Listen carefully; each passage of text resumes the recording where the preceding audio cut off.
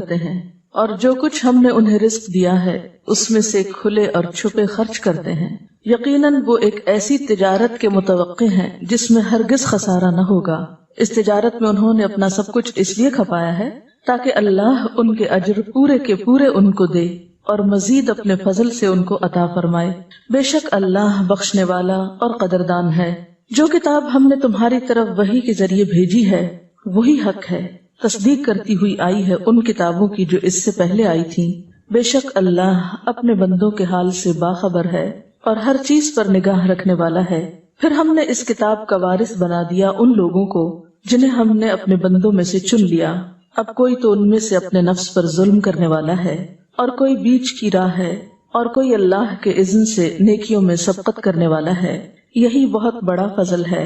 ان الذین یتلون کتاب اللہ، بے شک وہ لوگ جو اللہ کی کتاب پڑھتے ہیں، کتاب اللہ کی تلاوت کرتے ہیں۔ کتاب اللہ کی تلاوت کب، کن کن مواقع پر اور کیسے؟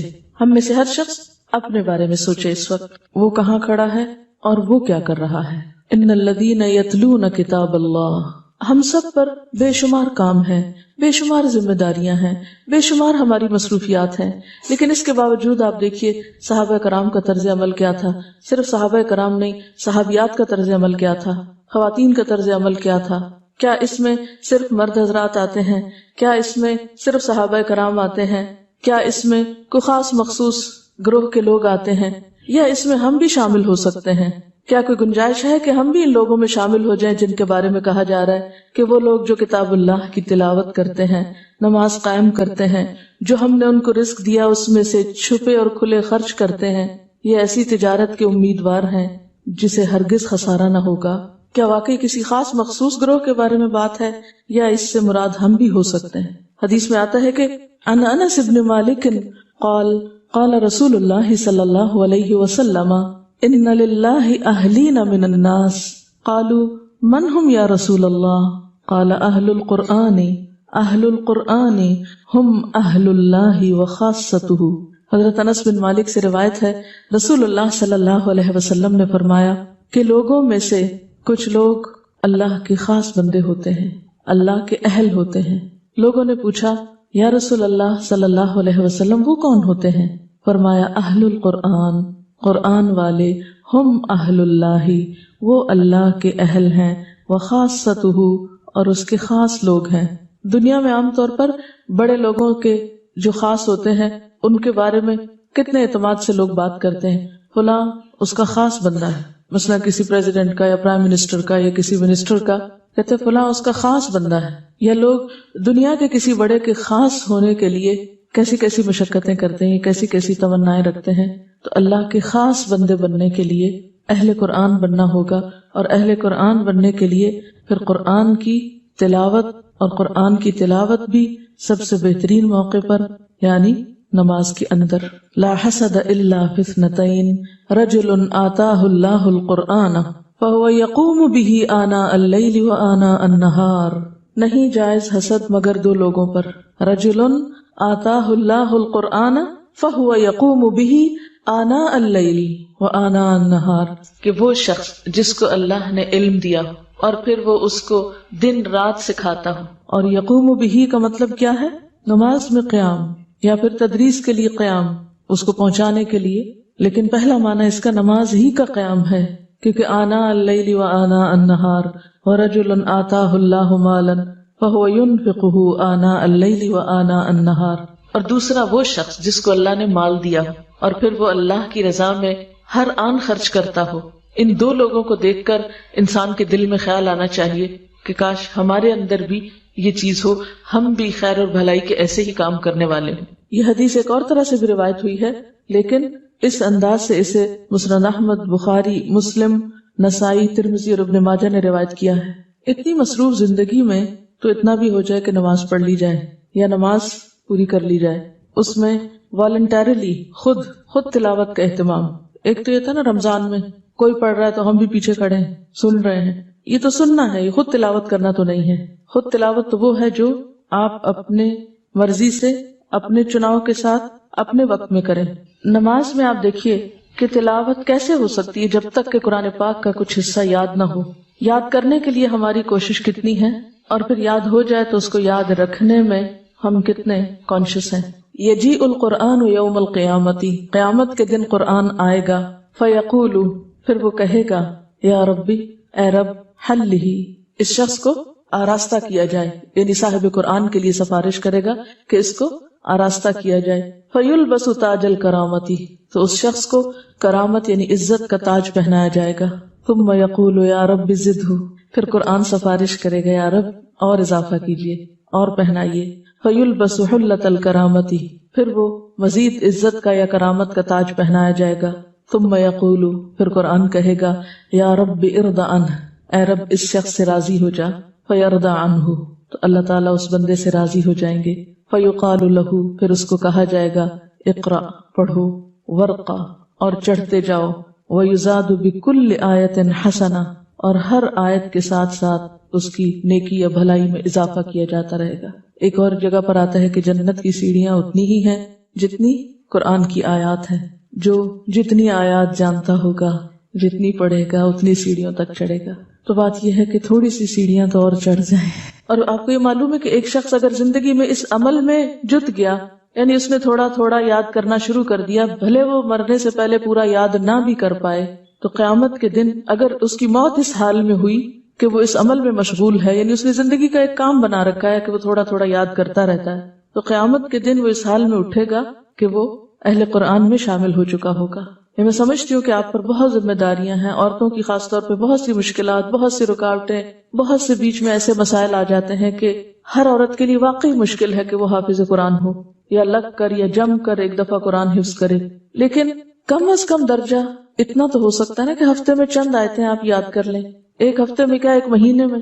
تو اگر ہم ایک نیت کر لیں، ارادہ کر لیں، کوشش شروع کر دیں، چاہے تھوڑا تھوڑا ہی کریں لیکن لگے رہیں، کیونکہ اللہ سبحانہ وتعالیٰ کے نزدیک وہ عمل زیادہ پسندیدہ ہے جو اگرچہ مقدار میں تھوڑا ہو لیکن اس پر عمل کرنے والا اس کی پابندی کرے. یعنی کبھی کر لیا کبھی چھوڑ دیا، یہ نہ ہو. یعنی آپ کی نیت اور آپ کی دھن، ارادہ، عزم پختہ ہونا چاہیے، اور ایک تمنا یا آرزو تو ہونی چاہیے کہ ہم قیامت کے دن اہل قرآن میں سے اٹھیں، یا قرآن ہمارے حق میں شفاعت کرے اور قرآن کے ذریعے ہمارے درجات بلند ہو.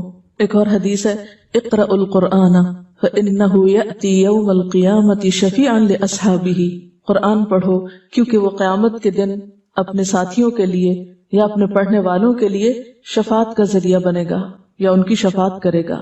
اور یہ حدیث بھی آپ نے بارہا سنی ہوگی، یقال لصاحب القرآن اقرأ وارتقی ورتل کما کنت ترتل فی الدنیا وإن منزلتک عند آخر آیت تقرأ بها. صاحب قرآن کو کہا جائے گا پڑھو اور چڑھتے جاؤ، اور اسی طرح ترتیل سے پڑھو جیسے دنیا میں ترتیل سے پڑھتے تھے، کیونکہ اس کا حکم دیا گیا نا، رتل القرآن ترتیلا فإن منزلتک، کیونکہ تمہاری منزل جنت میں کہاں ہے، عند آخر آیت، اس آخری آیت کے پاس، تقرأ بها، جس کو تم پڑھتے تھے. اب ہر ایک آپ میں سے دیکھ لے کہ وہ کون سی آخر آیت ہے مرنے سے پہلے جہاں تک ہم پہنچے.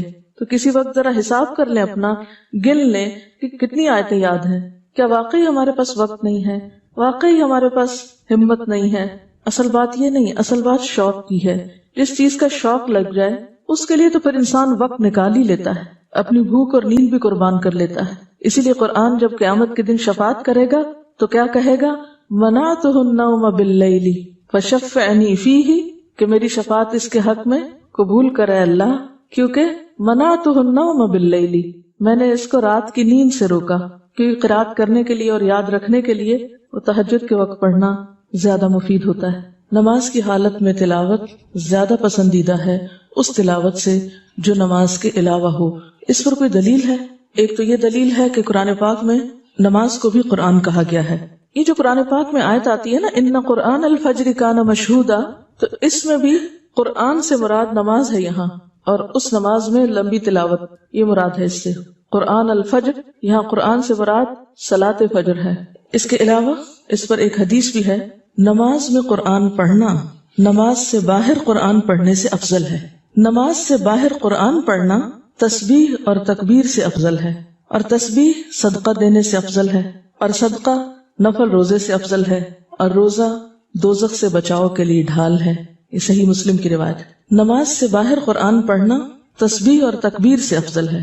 یعنی اگر آپ اللہ کی کتاب کا کچھ حصہ زبانی یاد کیے ہوئے ہیں یا دیکھ کر پڑھ رہے ہیں تو اس کا اہتمام زیادہ افضل ہے بنسبت اس کے کہ آپ صرف زبانی سبحان اللہ الحمدللہ پڑھ رہے ہیں. اور اس کو کم نہ خیال کریں سبحان اللہ پڑھنے کو بھی، کیونکہ سبحان اللہ یعنی تسبیح کرنا جو ہے وہ صدقہ دینے سے افضل ہے.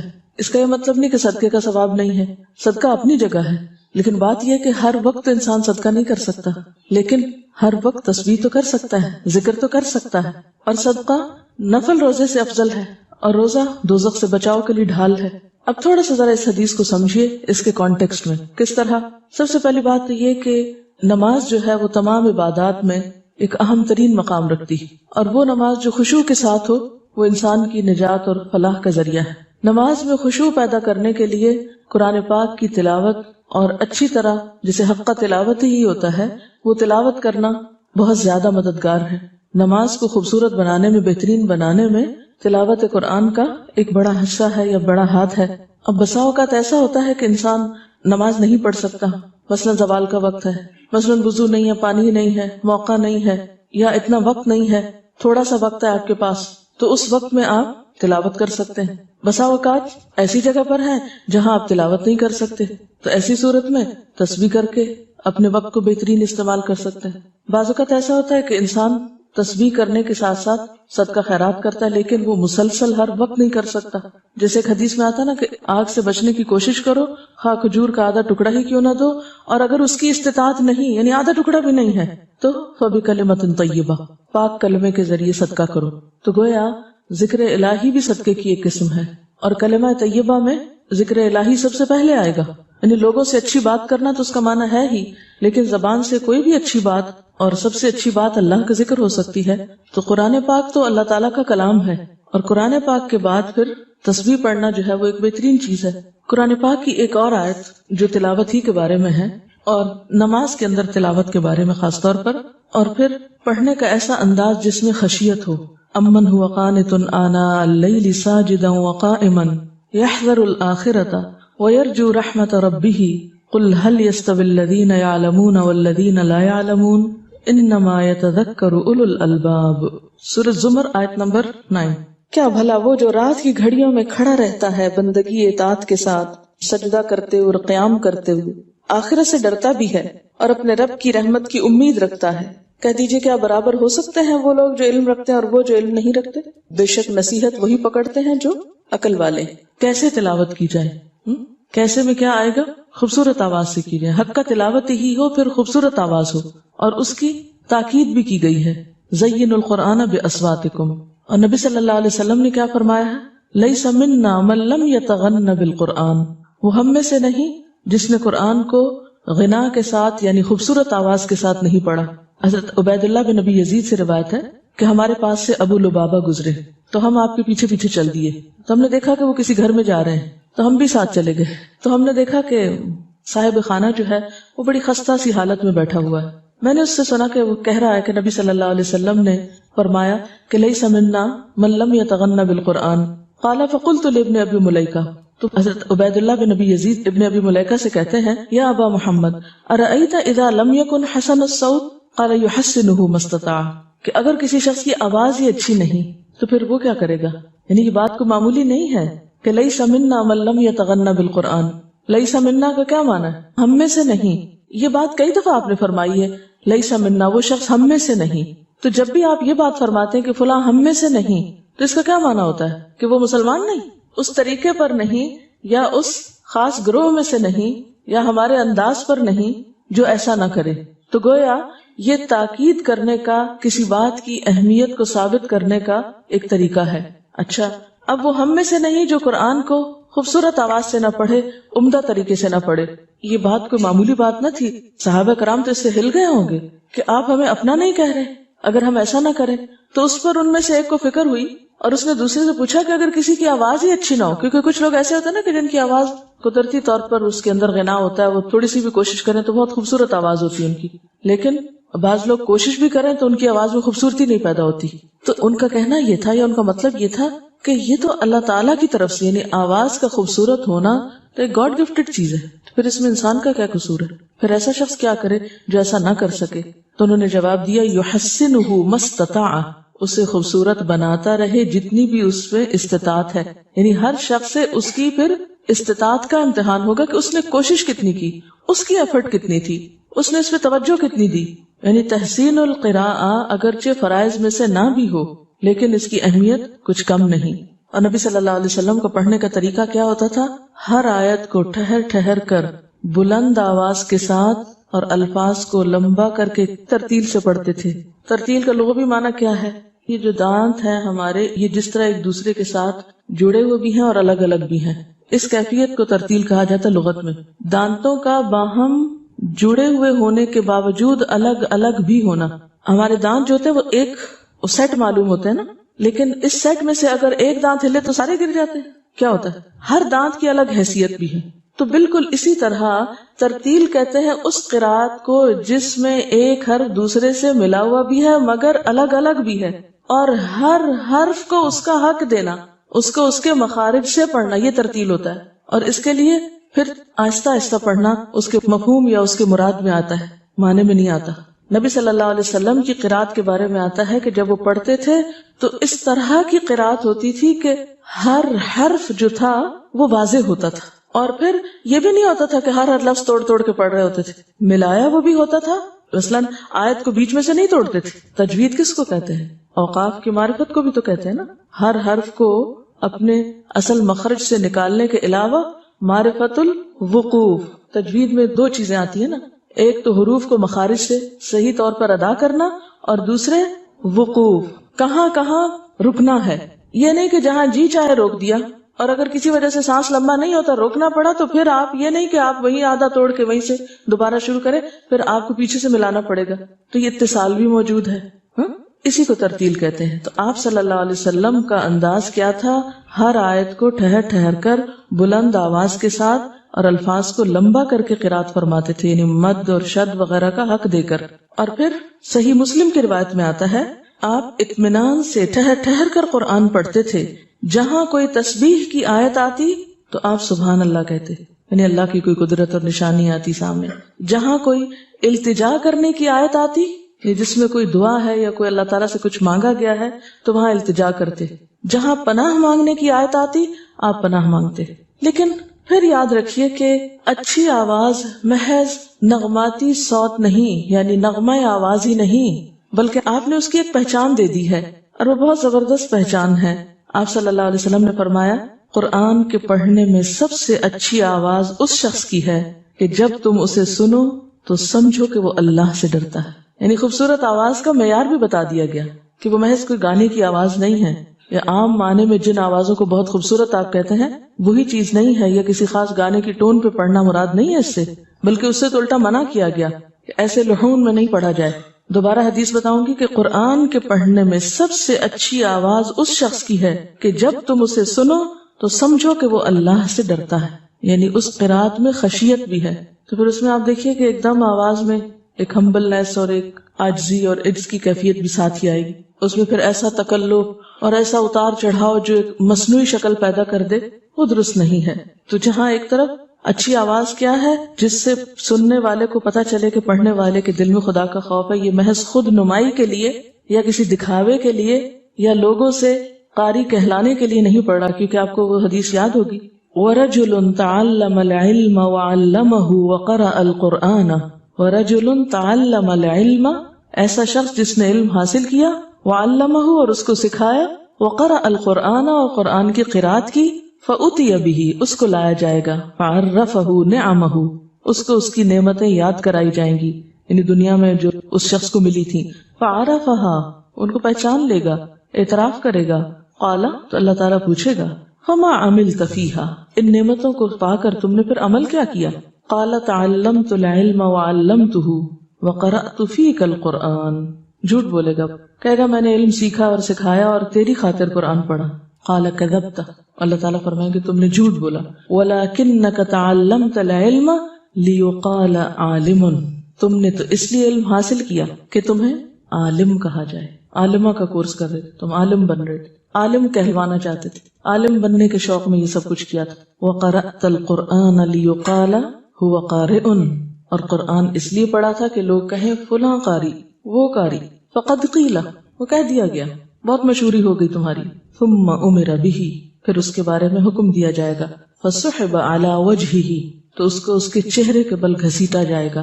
حَتَّى أُلْقِيَ فِي النَّارِ، اور گھسیٹتے گھسیٹتے آگ میں جا پھینکا جائے گا. تو خوبصورت قرات وہ قرات ہے کہ جس کو پڑھنے والا خود بھی خدا خوفی کو محسوس کرے اور دوسروں تک بھی اس کے اثرات جائیں. تو دن میں کوئی ایک نماز تو ایسی ہونی چاہیے، ایک بار تو دن میں کوئی وقت ایسی قرات کا ہونا چاہیے کہ جس میں پڑھتے وقت محسوس بھی کرے. بہرحال قرآن پاک کا یاد کرنا اور اس کو پڑھتے رہنا، اور یاد کیے ہوئے کو پڑھنا آسان ہوتا ہے، اور عام تسبیح وغیرہ کرنے سے بھی بہتر ہے آپ قرآن کی کوئی سورت تلاوت کر لیں. مثلا واک کر رہے ہیں، ویسے تو سبحان اللہ استغفر اللہ وغیرہ پڑھتے ہی رہتے ہیں چلتے پھرتے، لیکن مثلا اگر آپ کو معلوم ہے کہ آپ کو 15 منٹ واک کرنی اور 15 منٹ میں آپ کوئی سورت پڑھ سکتے ہیں تو آپ کیوں نہ وہ پڑھ لیں. لیکن یہ اسی صورت میں ہو سکتا ہے جب آپ کو کچھ حصہ قرآن پاک کا زبانی یاد ہو. اور اس میں یاد کرنے کے بارے میں ایک حدیث ہے، اے ابو ذر، اگر تو صبح اٹھتے ہی قرآن مجید کی ایک آیت سیکھ لے تو وہ تیرے لیے 100 رکعت نفل پڑھنے سے زیادہ بہتر ہے. کیونکہ نفل بھی تو آپ تبھی اچھے پڑھ سکیں گے نا جب آپ کو قرآن کا کچھ حصہ یاد ہوگا. اگر وہ یاد نہیں تو نفل میں کیا پڑھیں گی. سویرے پڑھنے کی عادت ڈالیں.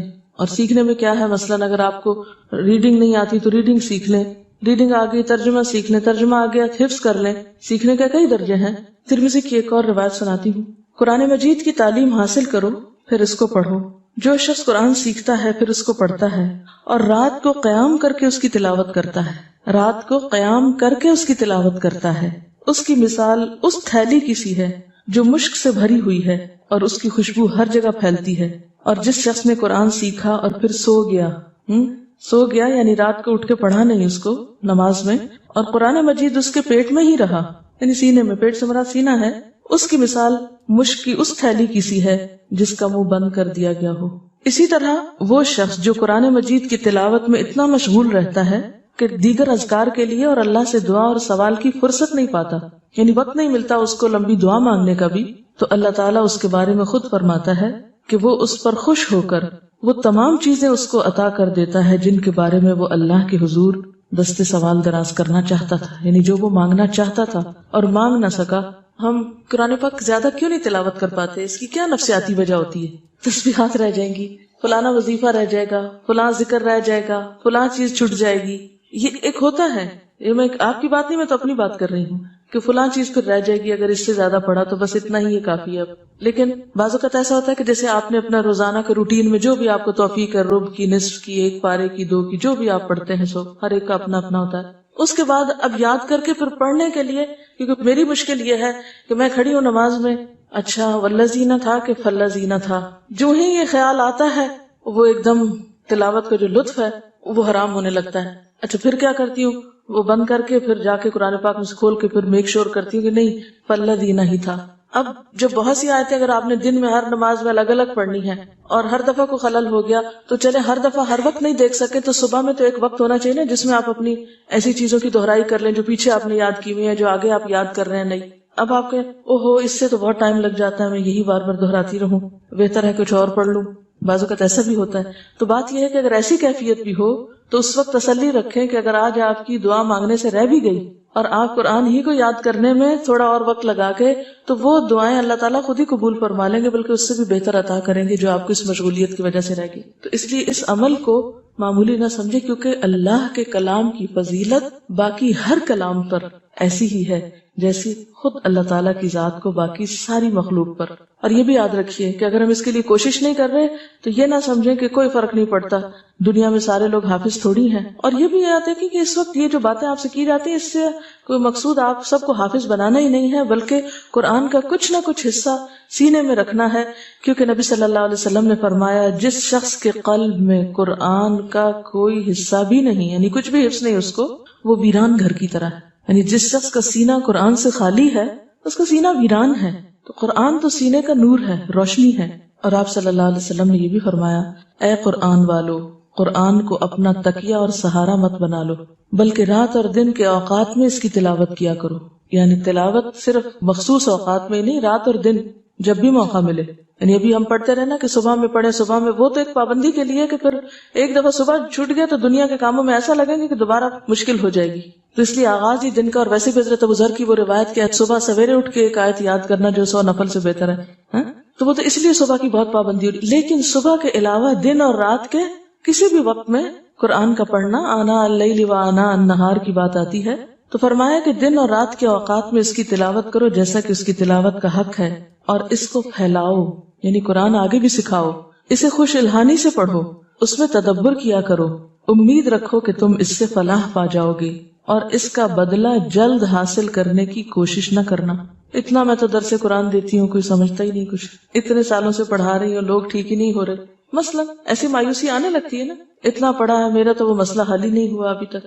تو اس کا بدلہ جلد طلب کرنے کی کوشش نہ کرنا، جلدی نہ کرنا اس معاملے میں، کیونکہ آخرت میں اس کا ثواب لازماً ملنے والا ہے. یعنی اگر دنیا میں کوئی بظاہر فائدہ نظر نہ بھی آیا تو آخرت میں اس کا فائدہ ملنے والا ہے، مل کے رہے گا.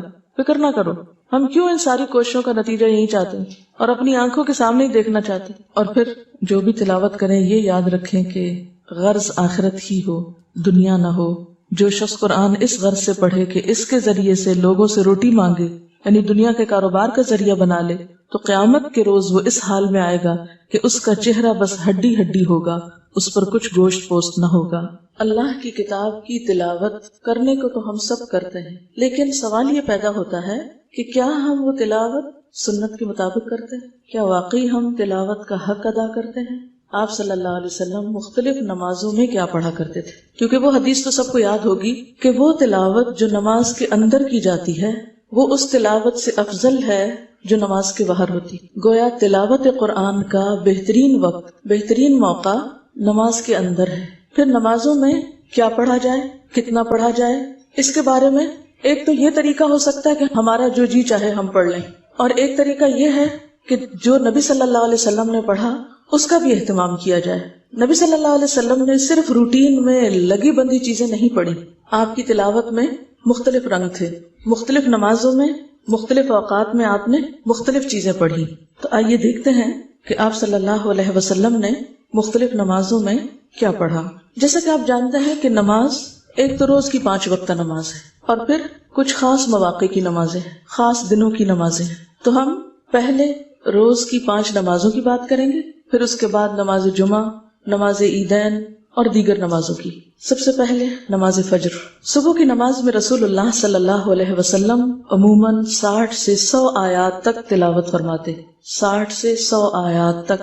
آپ کبھی سورۃ قاف پڑھتے، کبھی اذا الشمس کورت، کبھی اذا زلزلت، دونوں رکعتوں میں. اب یہاں پر آپ دیکھ رہے ہیں کہ ایک طرف یہ فرمایا گیا کہ آپ 60 سے 100 آیات پڑھتے ہیں، دوسری روایت میں آتا ہے کہ سورۃ قاف پڑھی آپ نے، پھر ایک اور روایت کے مطابق اذا الشمس کورت، اور پھر سورۃ الزلزال بھی.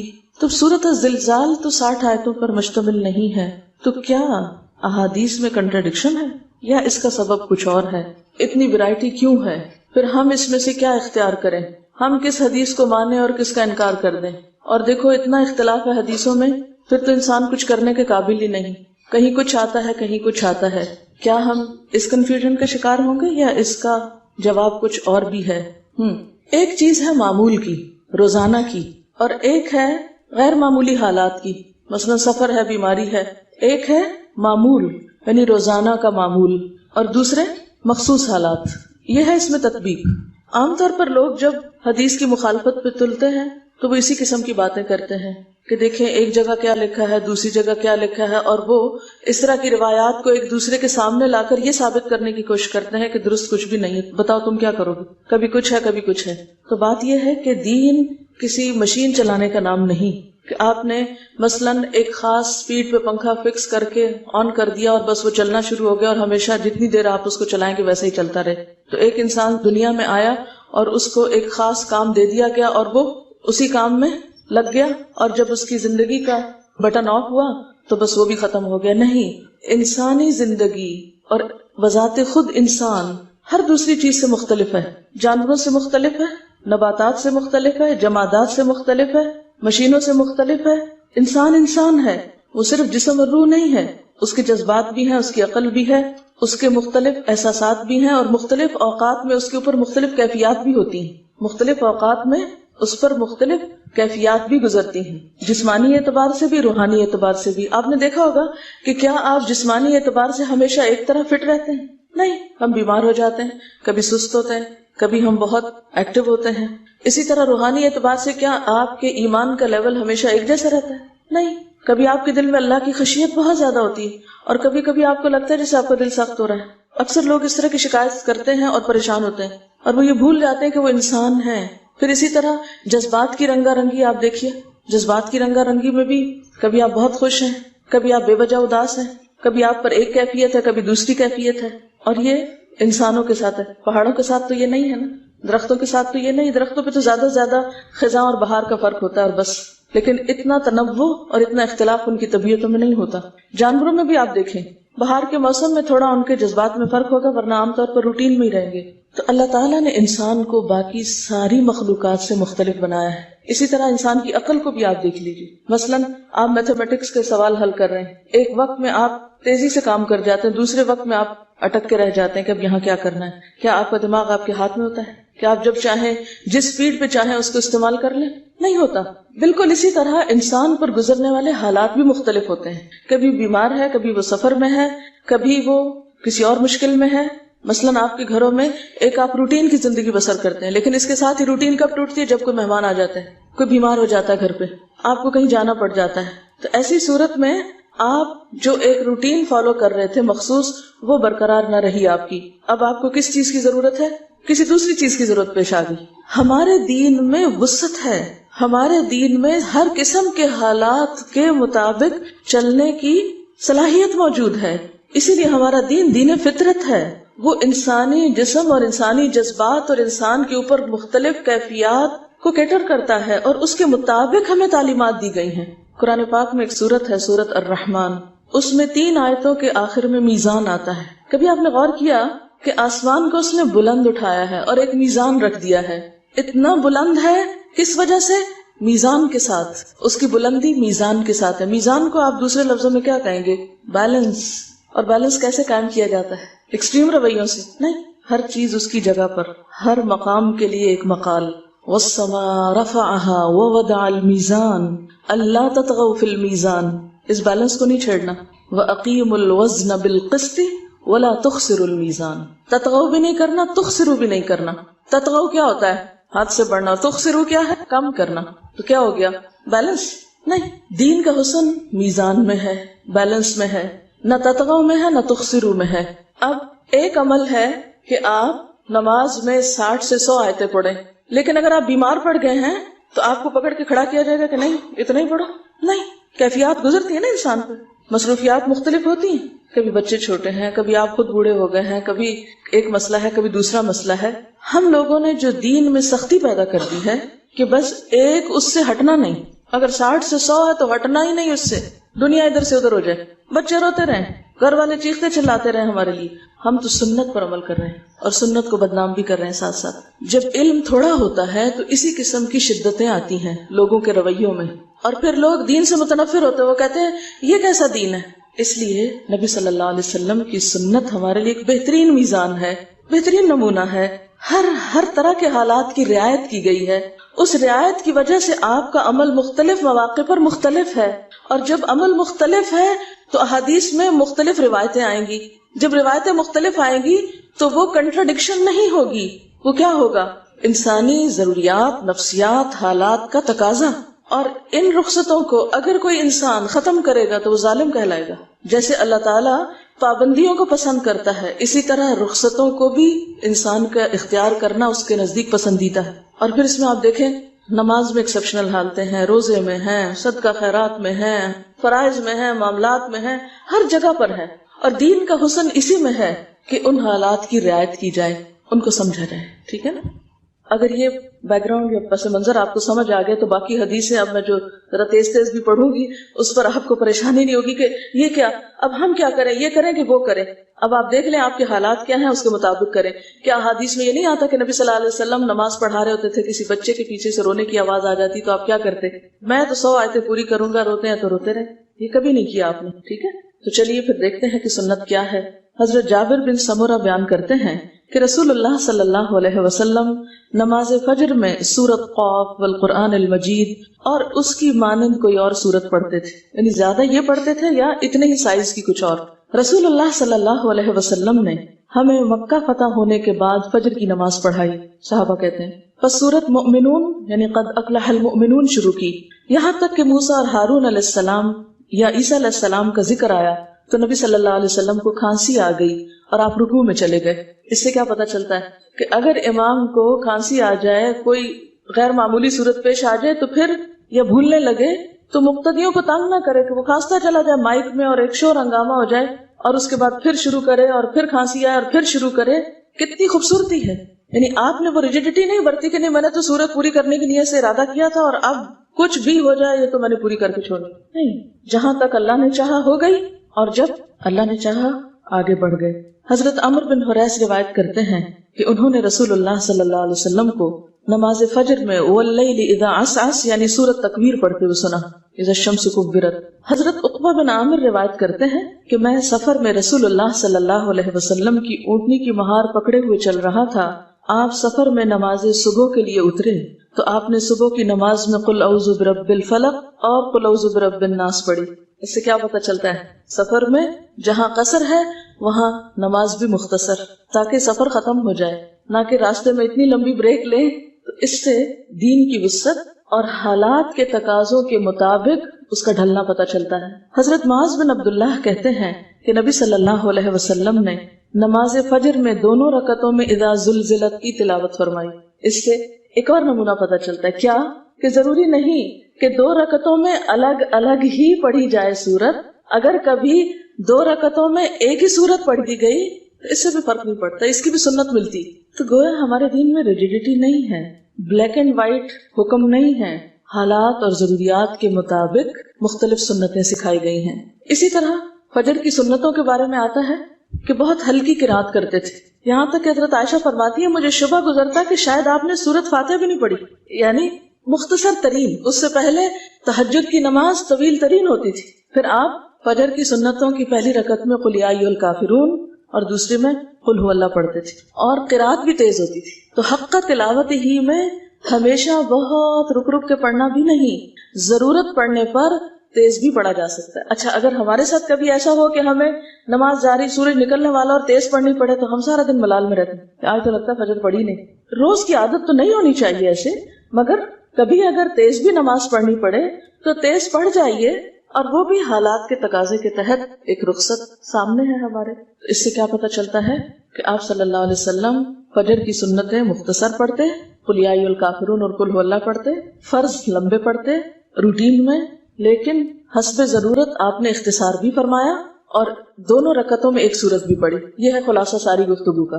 ظہر اور عصر کی نماز، حضرت ابو قتادہ سے روایت ہے کہ رسول اللہ صلی اللہ علیہ وسلم ظہر اور عصر کی پہلی دو رکعتوں میں سورت فاتحہ اور کوئی ایک سورت